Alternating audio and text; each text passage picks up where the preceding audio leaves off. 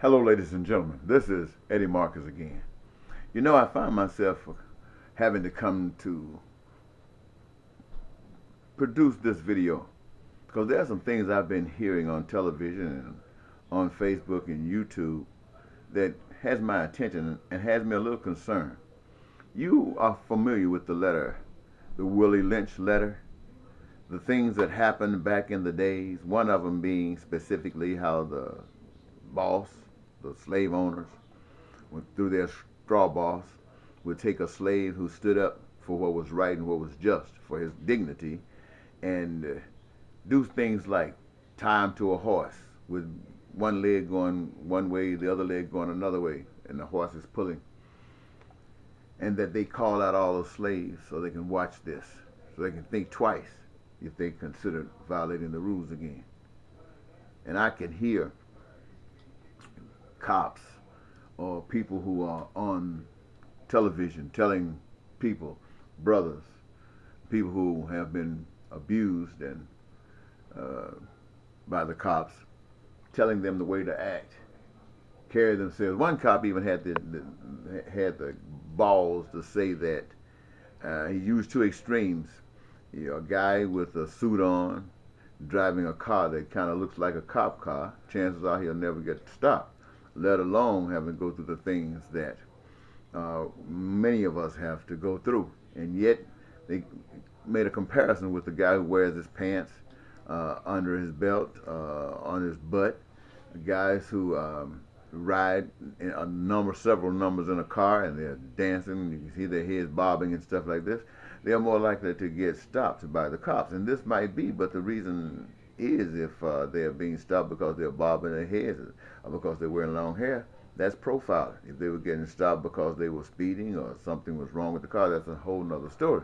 But what we have is a situation where back in the day, they used a Willie Lynch situation, and the parents would tell the kids about this, so the kids would acquiesce to the authority of the master and play the part of a slave, a servant, someone less than human. And today, these guys are saying, if you fall anywhere in between this extreme, the further you get to one, the chances are you won't be stopped. The further you get to the other, has nothing to do with what's right and wrong. Then there are others who are saying that if a cop stop you, rather than hassle him, just fall in line, answer all his questions, be mannerable, be respectful.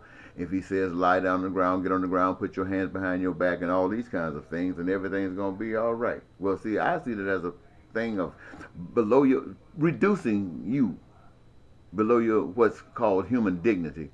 Now, but I say to you, if you're a crook and you don't understand why you're a crook, if you're a crook and you can't even justify being a crook, then what is best for you to do is when the cops say jump, you jump and ask them how high. But if you're a crook and you know that you are a crook and you know why you're a crook and there's no shame in your game, then you must conform to the principles of dignity. Don't let no man reduce you to anything less than your dignity. And if you're a child of God, someone who knows the difference between this world and what's real, and you let a man prostrate you over the ground with your hand behind your back, everybody sees you from that point on will always remember you strutting across that ground with your hand behind your back while somebody has authority with guns and stuff over you, and that will always reduce you to everything and anything less than a man. So I'm saying to all of you, men, don't let nobody put you over that ground. Before you allow them to do that, before you conform to that, let them tase you, knock you to the ground, or let them shoot you and put you to the ground. I personally would rather see you dead in dignity than walking around a slumped over, a stooped over slave. I understand that you can only do what you can do, but it's time that we as human beings grow up and stop being children in all our lives.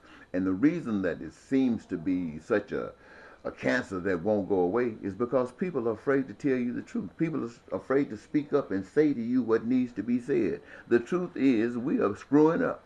We can blame any and everybody, but the truth is we are screwing up. And when I say we, it's not just us.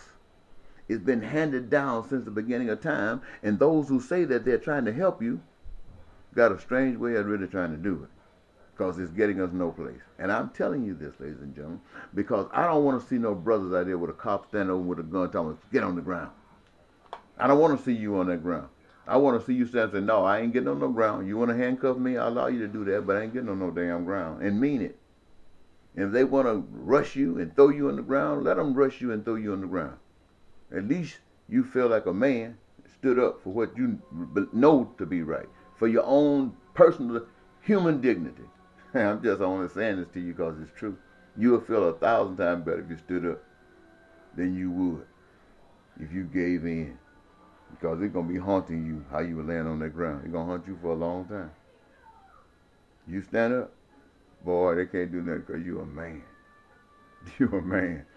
All right, now let that go. I just wanted to share that with you. Until next time, bye-bye.